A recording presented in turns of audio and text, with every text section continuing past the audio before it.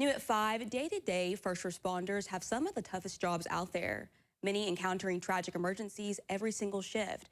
And responding to major storm destruction twice in 3 years definitely adds up. 44 News reporter Josh Myers has more on how first responders are coping.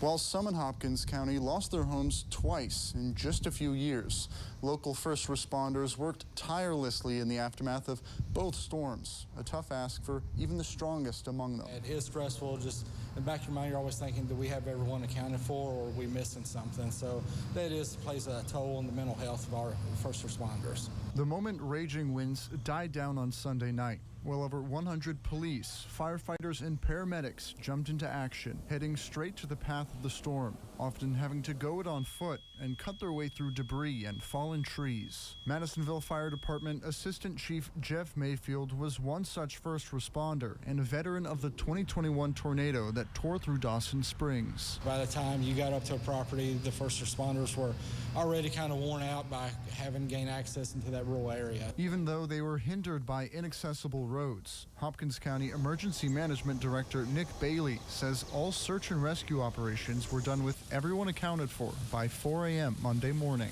The efficient response a result of the lessons learned in December of 2021. We saw things that we made mistakes on in 21 that we were able to fix on this response. We didn't have any areas uncovered like we did with the December 21. We had a couple areas that we didn't even know were hit until the next morning and during daylight. The Madisonville Fire Department called in all personnel to help, and one lieutenant rushed in, coincidentally leaving a vacation both Sunday and on the day of the 2021 storms, to work through the early hours of the morning and give those affected his all. But the experience still adds a toll on top of their stressful day-to-day work. They see the damage, they see the destruction, they see the heartache of the people that are impacted. So many agencies like the Madisonville Fire Department rely on 24/7 support teams to help their people, but say the stress is worth the good they do. End of the day, yeah, we come back and we deal with whatever stress, knowing that you were there, able to make a difference in the worst part of the experience they've ever had in their life. So